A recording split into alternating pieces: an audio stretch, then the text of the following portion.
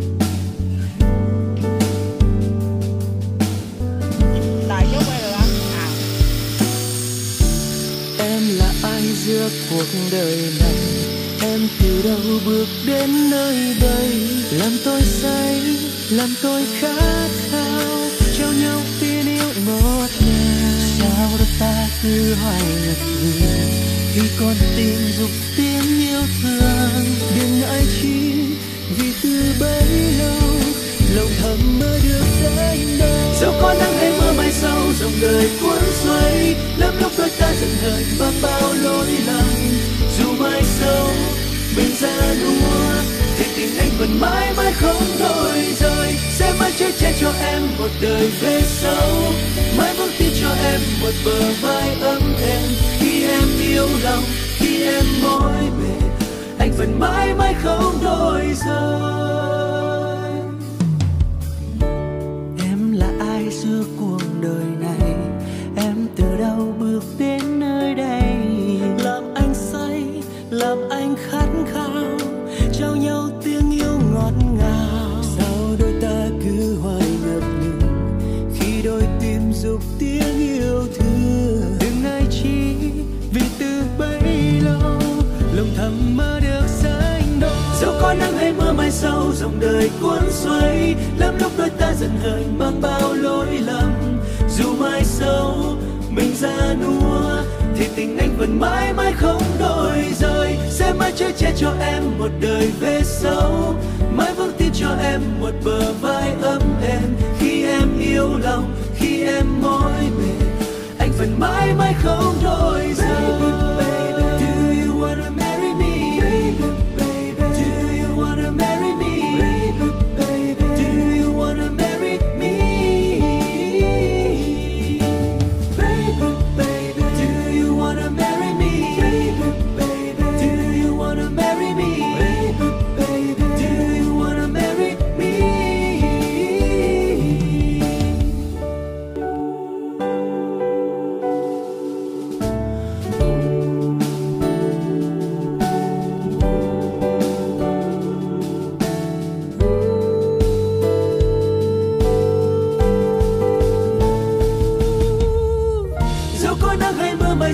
Dòng đời cuốn xoay, lắm lúc đôi ta giận hờn mang bao lỗi lầm. Dù mai sau mình ra nua, thì tình anh vẫn mãi mãi không đổi rời, sẽ mãi chở che cho em một đời về sau, mãi vững tin cho em một bờ vai ấm êm. Khi em yêu lòng, khi em mỏi mệt, anh vẫn mãi mãi không đổi rời.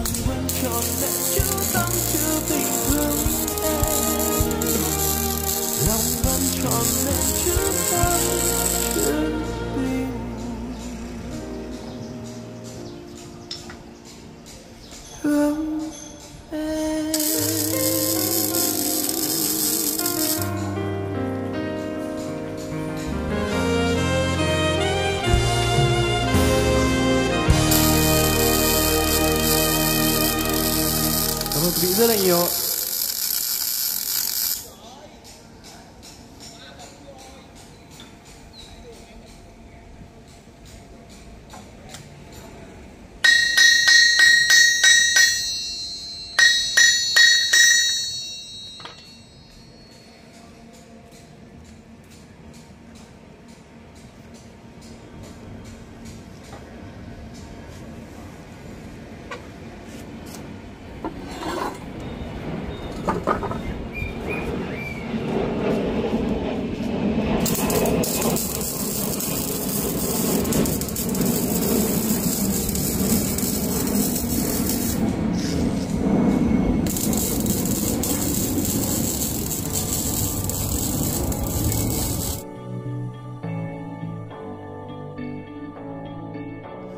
Been reading books of old, the legends and the myths, Achilles and his gold, Hercules and his gifts, Spider-Man's control, and Batman with his fists. And clearly I don't see myself upon that list. But she said, where'd you wanna go? How much you wanna risk?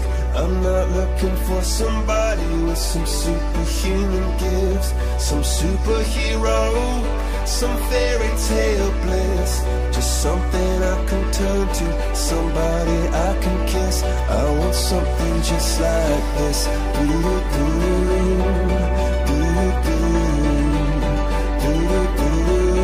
Oh, I want something just like this.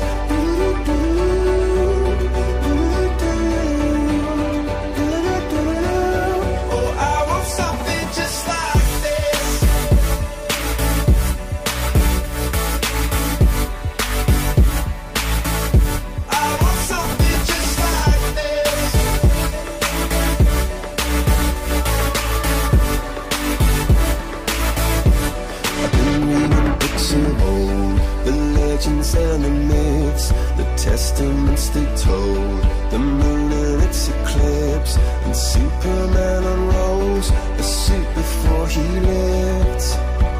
But I'm not the kind of person that it fits. She said, where'd you wanna go? How much you wanna risk? I'm not looking for somebody with some superhuman gifts, some superhero, some fairy tale bliss. Just something I can turn to, somebody I can miss. I want something just like this.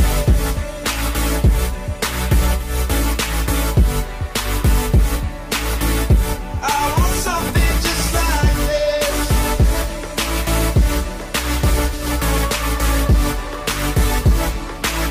Oh, I want something just like this.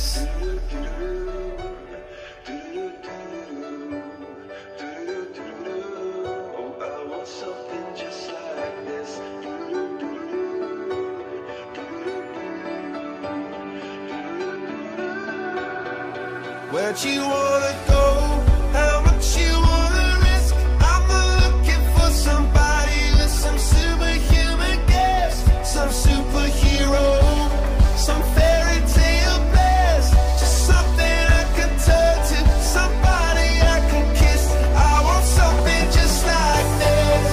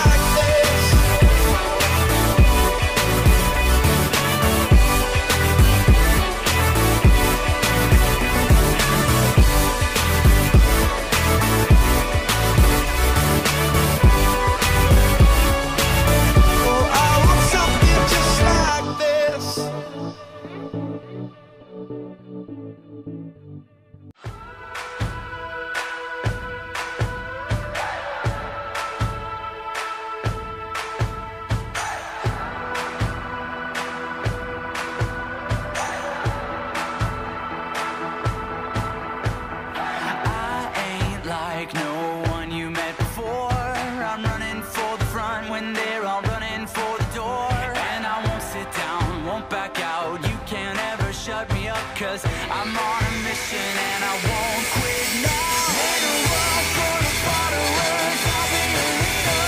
In a world full of doubters, I'll be a believer. I'm stepping out without a hesitation, because the battle's already been won. I'm sold out. I'm no longer living just for myself, running after Jesus with my whole heart. And now I'm ready to shout, I am sold out. I'm sold out with every single step that I take now, with every drop of blood left in my veins. I'm gonna be making it count. I am sold out. This ain't just some temporary phase. You can't face this kind of grace and leave the way you came. This is permanent with intent, and there won't be no stopping it now. I'm on a mission and it's heaven sent. In a world full of followers, I'll be a leader. In a world full of doubters, I'll be a believer. I'm stepping out without a hesitation, 'cause my soul is like a stadium, and I'm sold out. I'm no longer living just for myself, running after Jesus with my whole heart. And now I'm ready to shout, I am sold out. I'm sold out with every single step that I take now, with every drop of blood left in my veins. I'm gonna be making it count. I am sold out. No trials coming against me can put a dent in my passion. They're just an opportunity to put my faith into action. In a world full of followers, I'll be a leader. In a world full of doubters, I'll be a believer. I'm stepping out without a hesitation. I ain't got nothing left to be afraid of. I'm sold out. I'm no longer living just for myself, running after Jesus with my whole heart. And now I'm ready to shout, I am sold out. I'm sold out with every single step that I take now, with every drop of blood left in my veins. I'm gonna be making it count. I am sold out.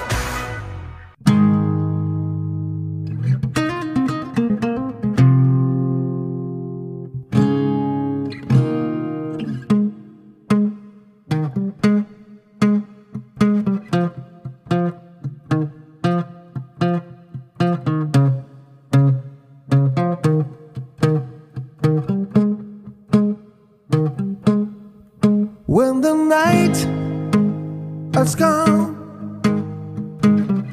and the land is dark, and the moon is the only light we see. No, I won't be afraid. No, I won't be afraid. Just alone, I just stand by me. And darling, darling, stand by me. Oh, stand by me. Oh, stand by me. Stand by me.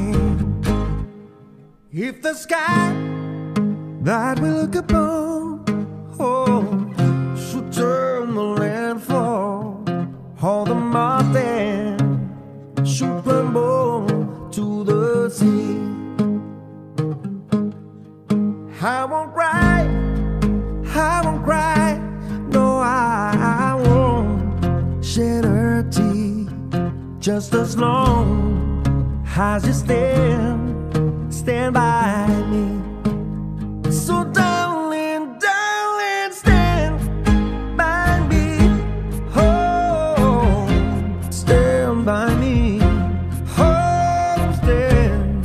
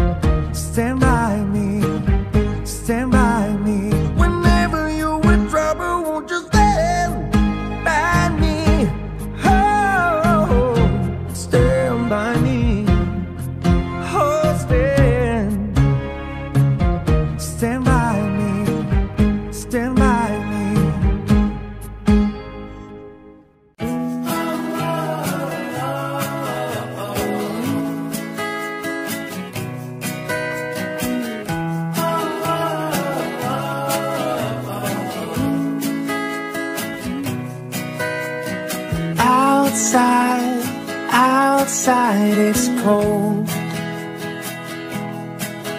That wild wind, oh man, winter's on a roll.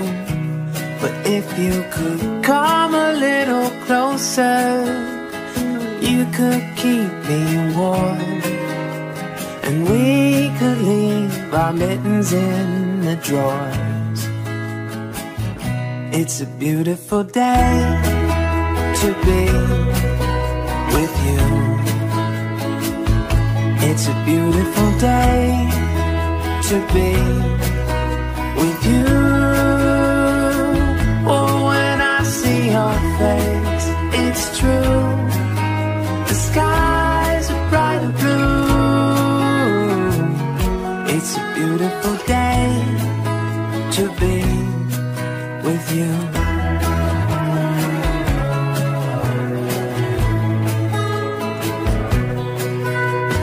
Outside it feels like rain.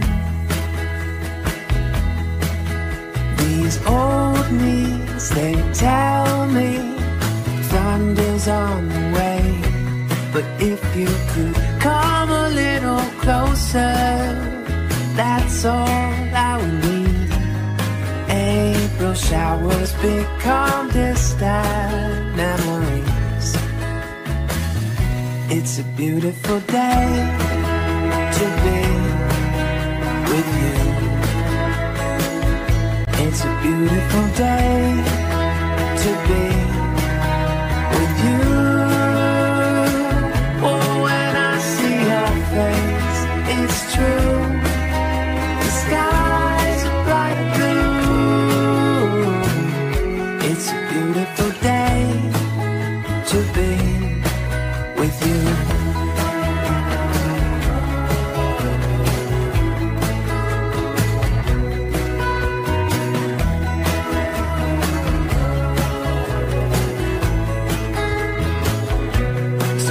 Don't you come a little closer until those skies are clear, and we can watch our troubles disappear. It's a beautiful day. It's a beautiful day. It's a beautiful day.